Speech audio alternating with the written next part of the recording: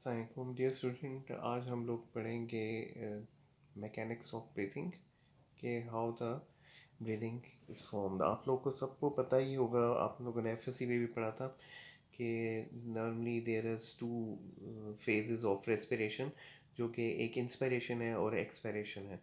तो हमारी जो इंस्पिरेशन है, आप लोगों को पता चला होगा कि इंस्पिरेशन के हमारे मसल्स होते हैं जो कि यूज़ होते हैं फॉर इंस्पायरेशन में, और उसमें जो मेन मसल है वो सिर्फ एक ही मसल है और वो है डायफ्राम मसल। डायफ्राम मसल आपकी जो चेस्ट रिप केज है उसके बिल्कुल नीचे होता है डायफ्राम मसल।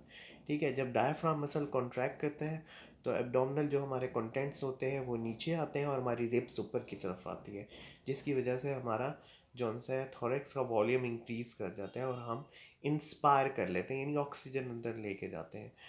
और जौन से है इसके अलावा हमारे एक्सटर्नल इंटरकॉस्टल मसल्स भी होते हैं, एक्सेसरी मसल्स भी होते हैं, जो कि आप अपने एनाटॉमी में पढ़े हुए होंगे। और ये जौन से हमारी इंस्पायरेशन में नहीं हेल्प करते। हाँ, जब आप एक्सरसाइज कर रहे हो या डिस्ट्रेस में हो, यानी इसके डिस्ट्रेस का मतलब आपको नमूनिया हो, सीवियर किस्म का, जैसे नमूनिया है या जिसे वेंटिलेटर की ज़रूरत है, तो उसमें फिर ये हमारे एक्सेसरी मसल्स काम करते हैं। ठीक है, तो जो हमारे एक्सेसरी मसल्स होते हैं, इसके अलावा जो ये तो हो गए मसल ऑफ इंस्पिरेशन जिसमें मेन डायफ्राम है। जो मसल ऑफ एक्सपिरेशन क्या है? एक्सपिरेशन एक पैसिव प्रोसेस है, इसका कोई मसल नहीं होता। यानी आप कभी अभी सांस लेके देखें, इंस्पायर करें और फिर एक्सपायर करें, एक्सपायर खुद ब खुद हो जाता है।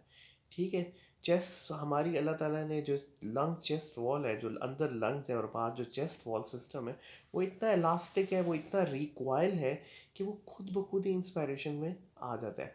However, अगर किसी को खुद ड्यूरिंग द एक्सरसाइज वो स्टर्नस एक्सरसाइज करे जिसमें एयरवे रेजिस्टेंस इंक्रीज हो जाती है, और ड्यूरिंग द एस्थमा में जौन से है जो एयरवेज होती हैं वो नैरो हो जाती हैं, तो उसमें जौन से है इंटरनल इंटरकॉस्टल मसल्स हेल्प करते हैं एक्सपिरेशन में। जो इंस्पिरेशन में थे वो जौन से एक्सटर्नल करते थे, जो एक्सपिरेशन में इंटरनल इंटरकॉस्टल मसल्स यूज़ होते हैं। इसके अलावा एब्डोमिनल मसल्स भी हेल्प करते हैं, वो डायफ्राम को पुश अप करते हैं ताकि एयर्स को लंग से बाहर निकाला जा सके।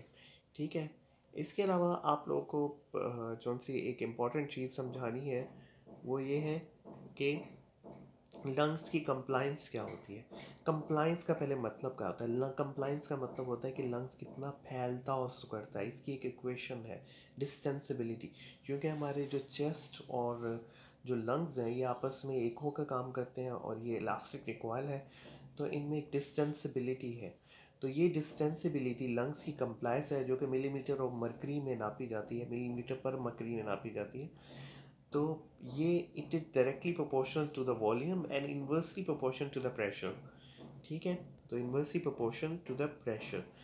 तो इसका मतलब है जितनी कंप्लाइंस, जितना वॉल्यूम ज़्यादा होगा उतनी कंप्लाइंस ज़्यादा होगी, और जितना प्रेशर कम होगा उतनी कंप्लाइंस भी ज़्यादा होगी। ठीक है, तो सबसे पहले इन्वर्सली रिलेटेड टू, तो हम it is inversely related to the elastin, we depend upon the elastin tissue.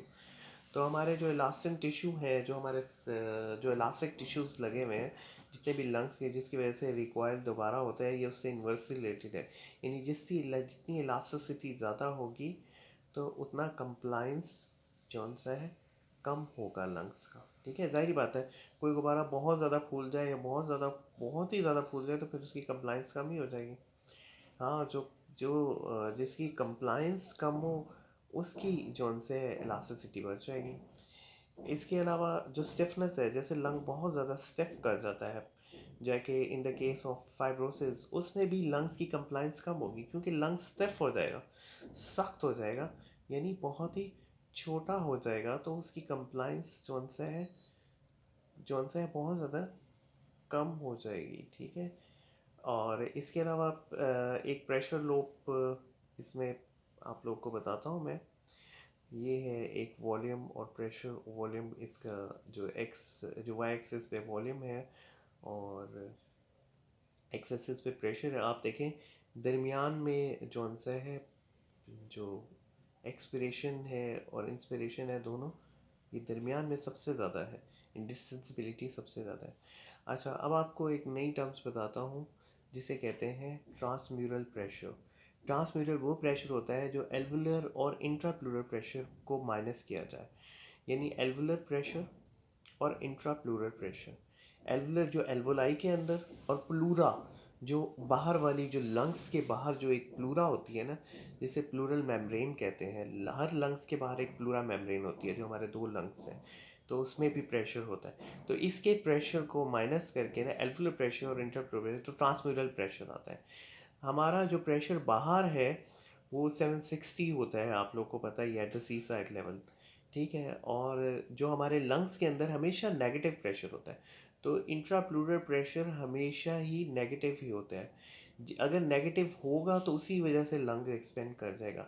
अगर फर्स्ट किया, in the case of gun shot injury, अगर किसी को गन शॉट लग जाए तो उसमें प्लूरा जो से डैमेज होगी, तो वो बाहर वाला प्रेशर मेंटेन कर लेगा, यानी पॉजिटिव प्रेशर हो जाएगा, और लंग्स को लैप्स हो जाएगा, जिसकी वजह से ज़्यादातर जो लोगों को डेथ हो जाती है, क्योंकि लंग्स को लैप्स हो जाता है। इसके अलावा जो से है, अब आप लोग को पता चल गया, जब प्रेशर जो आउटसाइड द लंग है वो पॉजिटिव होता है और इनसाइड द लंग नेगेटिव होता है। ये दोनों अल्लाह ताला ने सिस्टम रखे हुए हैं, तो इस वजह से ऑक्सीजन जो एयर है अंदर जाती है और जो कार्बन डाइऑक्साइड है बाहर जाती है, ठीक है। I hope you get understand it.